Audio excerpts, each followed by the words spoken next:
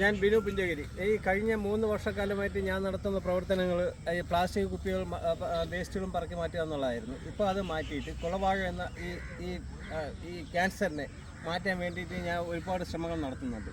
അത് ഈ 3 വർഷക്കാലമായിട്ട് ഈ ഗവൺമെൻറ്റിൻ്റെ ഭാഗത്തു നിന്ന് യാതൊരുവിധ സഹായമോ ഒന്നും എനിക്ക് കിട്ടിയിട്ടില്ല. ലക്ഷങ്ങളാണ് ഈ കുളവാഴ മാറ്റാൻ വേണ്ടി. ഏതാണ്ട് 1 വർഷം അടുപ്പിച്ചാവുന്നു ഈ കുളവാഴ മാറ്റിയിട്ട്.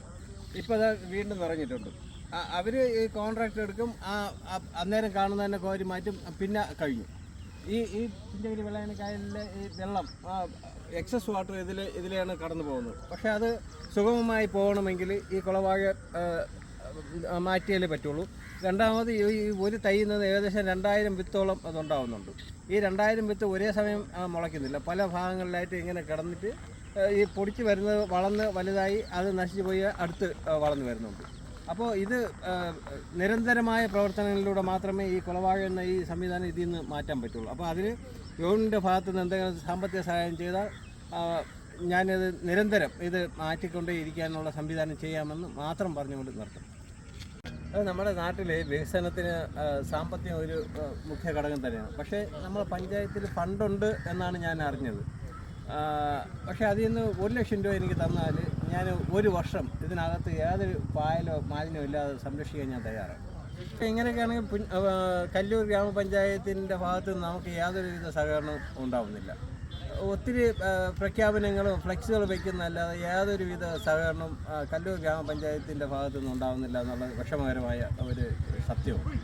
നോക്കൂ, പുഞ്ചഗിരി വെള്ളായണിക്കാലിൻ്റെ പരിസരത്ത് നിന്ന് പ്ലാസ്റ്റിക് കുപ്പികൾ പറക്കി മാറ്റുന്ന ഒരമ്മയാണ്. പക്ഷേ ഈ കുപ്പി 50 കുപ്പി ഉണ്ടെങ്കിലാണ് 1 കിലോ ആവുന്നത്. അപ്പോൾ 50 കുപ്പി ആണെങ്കിൽ എത്ര വലിയ ചാക്കിലാണ് ഈ അമ്മ ഇത് ചുമക്കേണ്ടതെന്ന് അറിയാമോ? അങ്ങനെ ചുമന്ന് കൊണ്ട് ചെല്ലുമ്പോൾ അവർക്ക് കിട്ടുന്ന 10 രൂപയാണ്. ഇന്ന് ലക്ഷങ്ങൾക്ക് ഒരു വിലയില്ലാത്ത ഈ കാലഘട്ടത്തിൽ 10 രൂപയ്ക്ക് വേണ്ടി അമ്മ രാവിലെ അധ്വാനിക്കുകയാണ്. അപ്പോൾ പുഞ്ചഗിരി വെള്ളായണിക്കാലിൻ്റെ പരിസരത്ത് നിന്ന് ഈ പ്ലാസ്റ്റിക് മാലിന്യങ്ങൾ പറക്കി മാറ്റുന്നതിൻ്റെ ഒരു ഭാഗമായിട്ട് അമ്മയും പ്രവർത്തിക്കുന്നു എന്നുള്ളതാണ് സത്യം. 10 രൂപ കൊടുക്കണം, ചായ കുടിക്കണമെങ്കിൽ 10 രൂപ കൊടുക്കണം. ശരിയമ്മ. ആകെ ഒറ്റയ്ക്ക് ഞാൻ ഇതുപോലെ പാടുപെട്ടാണ് ഞാൻ. പെൻഷനൊന്നും ഇല്ലേ അമ്മ? പെൻഷൻ വരാന്ന് പറഞ്ഞിട്ട് 3-4 തീരായിട്ടും വന്നില്ല. കിട്ടിയില്ല. അമ്മയ്ക്ക് എത്ര പെൻഷനുണ്ട്? എനിക്ക്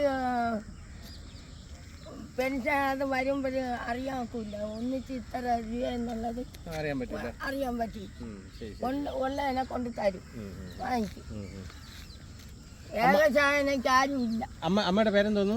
എൻ്റെ പേര് പ്രഭ. എവിടെ താമസിക്കുന്നത്? വെള്ളായണി ക്ഷേത്രത്തിൻ്റെ അടുത്ത്. അമ്മയ്ക്ക് വേറെ എന്താണ് ജോലി? എന്താണ് വേറെ വരുമാനം? എന്താണ് വേറെ വരുമാനം? ഇല്ല, ഇതൊക്കെ തന്നെ.